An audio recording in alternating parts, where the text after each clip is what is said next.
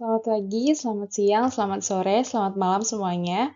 Perkenalkan, kami dari kelompok 7, kami ingin mempresentasikan final practicum project kami yang berjudul Analisa Perancangan Alat Pel Ergonomis yang diketuai oleh Deva Ronaldo Putra Gusti Pratama dan dianggotakan oleh Elin Kardila, Muhammad Jamailuddin Jumrah, dan oleh Navita Atsani. Latar belakang dari final project ini adalah pembersihan lantai merupakan aktivitas rutin yang membutuhkan waktu dan juga tenaga besar, terutama di lingkungan kerja seperti perkantoran, rumah sakit, dan juga pabrik. Floor polisher digunakan untuk meningkatkan efisiensi, tetapi sayangnya masih banyak pekerja yang mengalami keluhan fisik seperti nyeri pinggang, ketegangan otot, dan juga kelelahan pergelangan tangan akibat desain alat yang kurang ergonomis. Pegangan yang sempit dan juga tidak adjustable, serta ketiadaan roda memperberat beban kerja, menurunkan produktivitas, dan meningkatkan risiko cedera. Tujuan dan manfaat dari proyek ini adalah merancang alat pel ergonomis untuk kenyamanan dan juga mengurangi cedera, menganalisis faktor ergonomis yang menyebabkan ketidaknyamanan, dan mengevaluasi efektivitas desain baru dalam meningkatkan efisiensi dan kesehatan pekerja.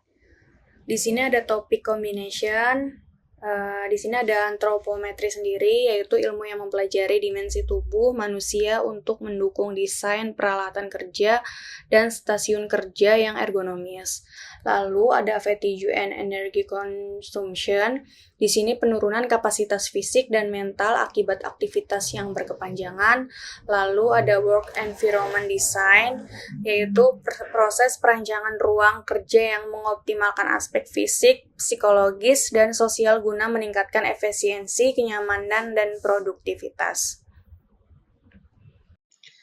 Baik, selanjutnya adalah untuk membahas pengolahan data dan juga pembahasan.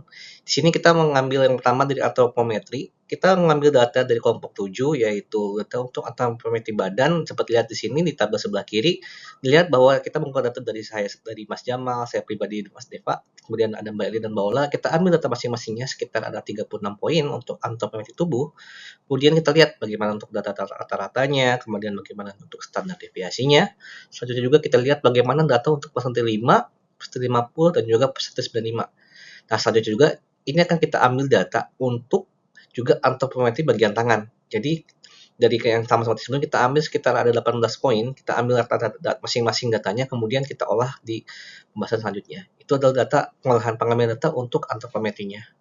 Kemudian selanjutnya ada juga untuk antropometri sendiri ya. Jadi kita ada problem terkait dengan mesin pembersih lantai. Dapat dilihat sedikit ini adalah mesin pembersih lantai yang dibuat oleh kelompok 7. Dapat lihat ini sistemnya adalah didorong ya menggunakan wiring, dan dapat lihat ini tingginya semua spesifik ini sekarang masih belum dapat memenuhi standar untuk 3 prinsip desain.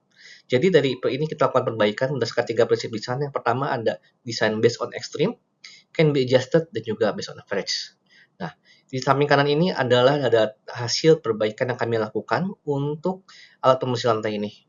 Dapat dilihat poin yang pertama yang kita ini adalah can be adjust ya. Jadi poin can be adjust ini dapat dilihat pada tinggi dari handle untuk user ini bisa di-adjust ya tingginya. Tinggi ini bisa di-adjust berdasarkan rata-rata yang kita kumpulkan data dari anggota kelompok kita ini. Jadi setuju.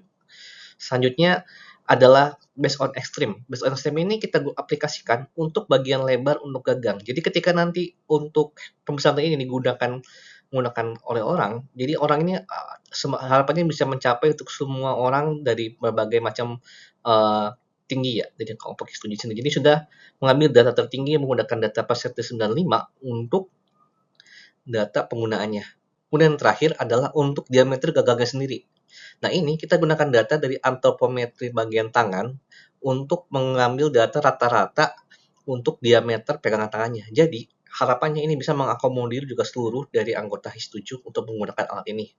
Selain itu, jadi kita juga menambahkan yang awalnya menggunakan sistem baterai, kita gunakan juga yang awalnya menggunakan sistem wiring power, kita ubah menggunakan sistem baterai sehingga ini tidak akan terganggu dengan penggunaannya ketika proses untuk mencolok ke kabel dan lainnya, sehingga mudah memberi tes juga. Selain itu kita juga tambahkan di ujung sini dapat dilihat di bagian belakang bagian handle ini ada juga bagian untuk ban ya atau tire. Ini kita berikan tambahan tire karena dengan kondisi sebelumnya dapat dilihat ini ketika kita mendorong untuk alat pembersih ini akan berat ya tentunya.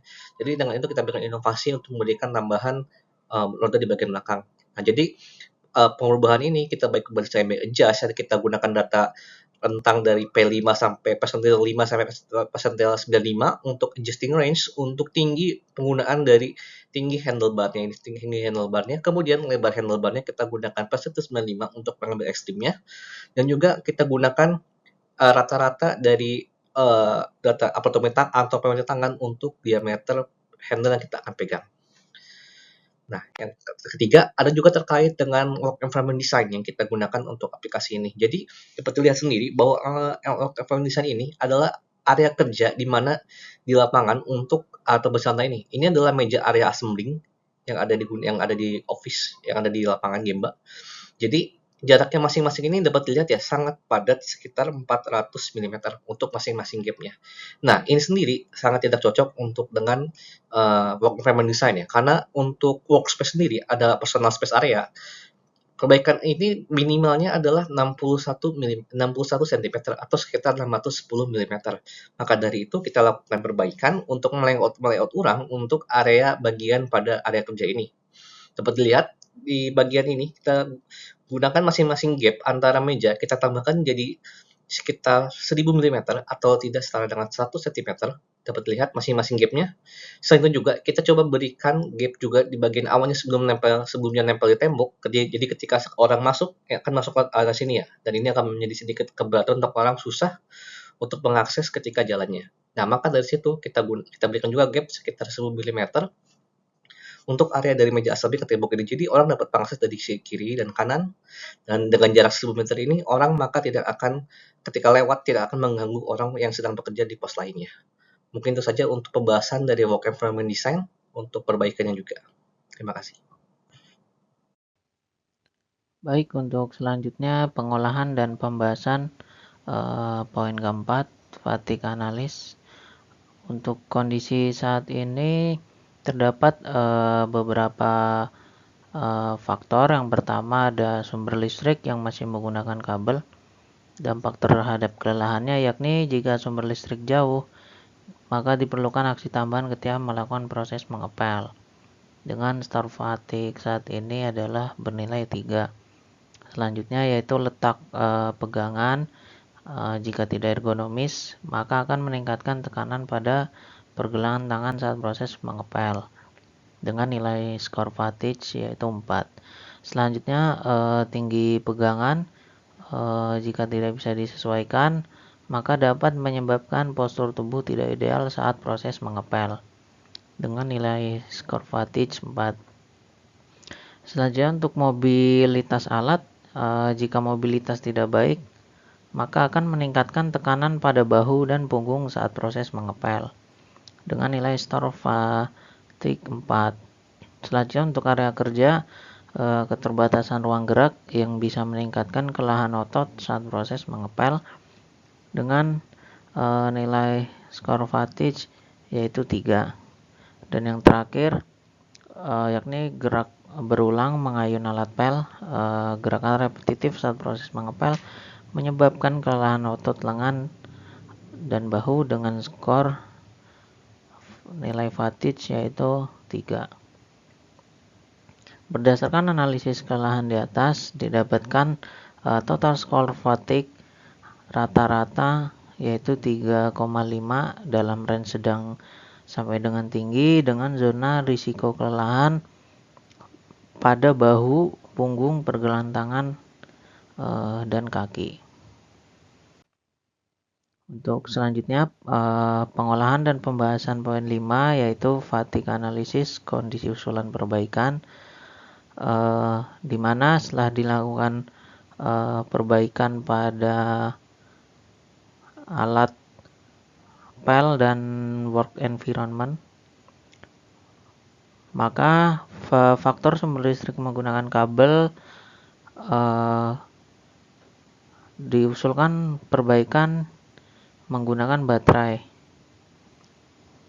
yakni dengan skor fatigue setelah usulan perbaikan adalah 2. Selanjutnya letak pegangan, yakni usulan perbaikannya adalah perubahan posisi pegangan dengan nilai skor fatigue 2. Selanjutnya tinggi pegangan, usulannya yakni penambahan adjuster dengan nilai skor fatigue 2. Selanjutnya mobilitas alat dengan ditambahkan roda dengan hasil skor fatigue 2. Selanjutnya area kerja, usulan perbaikannya yakni relayout untuk mendapatkan work environment design yang baik dengan nilai skor fatigue 2. Dan gerakan berulang mengayun alat pel, usulan perbaikan adalah break time needed. Sehingga berdasarkan analisis kelelahan di atas, didapatkan total skor fatigue rata-rata 2 dengan range rendah sampai sedang. Hal ini meminimalisir risiko kelelahan pada bahu, punggung, pergelangan tangan, dan kaki. Selanjutnya, pengolahan dan pembahasan poin 6 yakni energy consumption. Dengan kondisi saat ini pada pria untuk heart rate before bekerja 84 dan setelah bekerja 88. Untuk wanita sebelum bekerja 92 dan setelah bekerja 100. Kondisi harapan setelah usulan perbaikan yakni pria sebelum bekerja 84, setelah bekerja 86, sedangkan wanita sebelum bekerja 92 dan setelah bekerja 96. Nah, di sini ada pengolahan dan pembahasan. Yang di sini ada energy consumption analysis, di mana di sini ada perhitungan E sama dengan 1,33 di NI dikurangi di NO dibagi 10. Nah, di sini ada kondisi saat ini di gender pria dan wanita, di NO-nya ada 84, di NI-nya 88 dan terdapat 1,73 minutes, dan untuk wanitanya di DNO 92, di NI-nya 100, lalu di minutes-nya terdapat 2,13 dan untuk average di rata-ratanya 1,930. Nah, di sini ada kondisi harapan setelah usulan perbaikan. Nah, kita di sini mendapatkan untuk prianya di DNO-nya 84, lalu di NI-nya di 86, untuk ininya 1,53 minutes, dan di wanitanya 92 di NO-nya, lalu di NI-nya 96 dan 1,73 minutes. Nah, di sini rata-ratanya terdapat 1,630. Nah, setelah dilakukan usulan perbaikan pada alat pel, konsumsi energi pekerja pria mengalami penurunan dari 1,73 menit menjadi 1,53. Nah, pekerja wanita menurun dari 2,13 minutes menjadi 1,73 minutes. Nah, rata-rata konsumsi energi juga berkurang dari 1,930 menjadi 1,630. Jadi menandakan adanya pengurangan terhadap beban kerja fisik. Nah, di sini ada kesimpulannya. Secara keseluruhan, usulan perbaikan alat pel yang diberikan telah menjadikan kondisi yang lebih ergonomis, meningkatkan efisiensi, serta mengurangi resiko cedera akibat kelelahan fisik yang berlebihan. Dengan desain alat pel yang lebih baik, pekerja kini dapat bekerja lebih nyaman dan produktif tanpa mengalami beban fisik yang berlebihan. Mungkin itu saja yang dapat kami sampaikan. Semoga presentasi ini dapat memberikan wawasan baru dan bermanfaat bagi kita semua. Terima kasih. Wassalamualaikum warahmatullahi wabarakatuh.